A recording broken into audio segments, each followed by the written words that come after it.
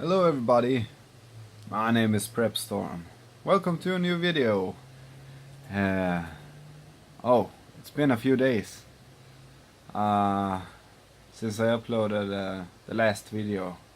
I think the last video I uploaded was a contribution to Kotaku highlight reel, and they have these glitches and stuff going on. So I uploaded a Far Cry 5 video. Just a short video of something I found while playing. Today is a different video though. I wanted to talk to you guys about the YouTube channel and what's going on. I still try to figure out what I should post on the channel. And if you want to see games or you want to see something else, maybe I'm doing something very, very wrong, so I really want to be better at what I'm doing. And I thought about what I really want to do, I mean, way before YouTube and things like that. And I think I told you in a few videos that I want to do digital art. I wanted to do digital art for a very long time, and I think it came from when I was small. When I was small, I wanted to make games and stuff like that. You always have these big dreams when you are a kid, and I wanted to do that very, very truthfully. So I figured out that games and stuff like that, it needs programming, it needs audio, it needs graphics. So during this time, when I grew up, I kind of tried to learn a little bit about both, or all three of them. Because I wanted to have as much knowledge of everything surrounding that area as I could. And then I got older and I did some experiments, and I did some programming. We actually have programming at my high school, and but I'm always, self-taught. I don't really believe. I think I got decent grades, but I prefer the self-taught kind of way to go. So I did that, and I put in some graphics and some, audio, and I just made small stuff, almost like experiments, trying new ways, trying to think of. But I never done a very big, project in that way. I just never had the courage to actually jump right into a very big thing. So I try to do these things, and at the same time you had, as I said, you had programming, you had graphics, and you had like audio, and these were very time consuming and very difficult at the same time. So I was asking myself, what if I focus on one area? What can I do in one area? Well, in programming, I can't do much in programming in that area. Just doing programming. What can I do with graphics? And I figure out, art. And since I always also had an interest in art, I drew a lot when I was younger.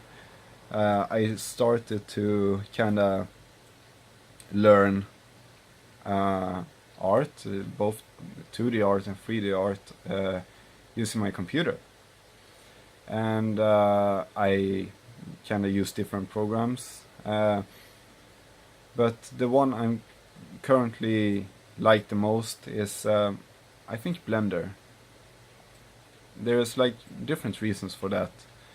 The first one is that it's free. The second one is that you have like everything you need in it for doing like animation and stuff like that. And you like it's easy, you know, to uh, make a 3D model and throw it into maybe a game engine or similar to that. So yeah, I choose Blender, and I have, you know, done many things where I, you know, made some 3D models and I put them into a game engine and I see how they turn out. And but most of them has just been surrounding like one area. I want to test something, basically. I want to experiment with something, maybe the lighting of a scene. Maybe I want to do something else, you know. So I never had done something very, very big. So that's when I thought, you know, what if I focus on one area? What can I do? You know, I can do 3D art with, you know, 3D art also involves, you know, animation and stuff like that, which is pretty cool. And that is basically where I'm at right now, because previously when I done animation, you know, it's very time consuming just doing the animated, you know, MP4 or movie file, so to speak, because it takes just so long time. You know, when you're rendering something, when you're actually finished with everything that you need to do, and you just need to save the file, you need to render it out, and that actually took ages before. But now we see more like, for example, there's a game engine called Unreal Engine, which many have used to produce short movies, and that is actually better, because using a real-time engine instead of, you know, pre-rendering movie or a short film, you know, it is so much faster. It's so much faster. We basically have never used real-time engines for short films or whatever, or movies before. So that is why I'm so excited right now, because right now I am actually trying to use Blender for real-time rendering. So I am using, you know, Blender. They have a new real-time renderer coming in the new version 2.8 called Eevee. I probably talked about that in a previous episode or a previous video, and I really like to use that a lot. It crashes, it's still in alpha, I know that, but it is very smooth to use. I mean, when you are rendering out scenes, it works perfectly fine. And that is why I'm so excited right now, because this is kind of the moment I have been waiting for. Well, sure, I could just have made models before and just throw them into Unreal Engine or something like that, but it's a very tough workflow, because and usually it's the workflow which kills it all. It is actually taking the model. Say you have a character, for example. Take that character, you throw it into the Unreal Engine, and you have to make sure the hand placement. For example, if you're touching the wall, the character is touching the wall like this, it needs to be exact. You need to time the animation. You can't really play back the animation in the viewport as well as you can in Blender. In Blender you have full control, you can do the animation, you just render it in real time instead of using the Blender cycles, which is pre-rendering. So Eevee is coming along very, very good, and I will really consider using it, and it will be such a step forward comparing to software like Maya or 3ds Max and these big shot industry things. So a small organization making a 3D program that works better actually when it comes to rendering this way than the big guys. Sorry, I'm really sorry about that. I have had such a cold right now, so that is why I'm doing that. Anyway, so actually my point was this, that I really wanted to do something with 3D, and since the workflow is kind of different, you have to know very much about many areas to make a game these days.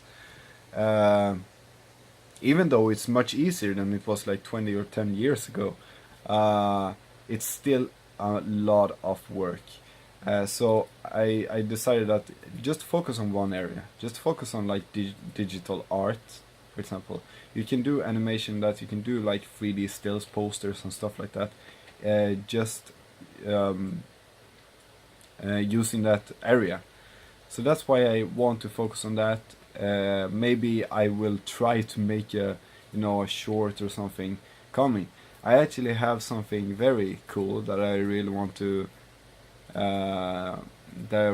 show on Twitter, coming like in a day or so.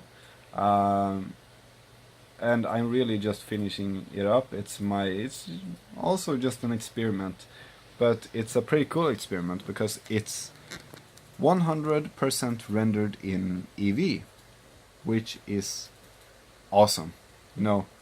Previously you had like if you wanted to render in Blender Cycles or 3ds Max or Maya or these big programs, you had to, if you had a scene compared to this one that I actually have, it would take so much time. And it's because rendering this way, it actually ray traces the light. The light lights up the entire scene, and it's the most consuming of resources that you can have, one of them.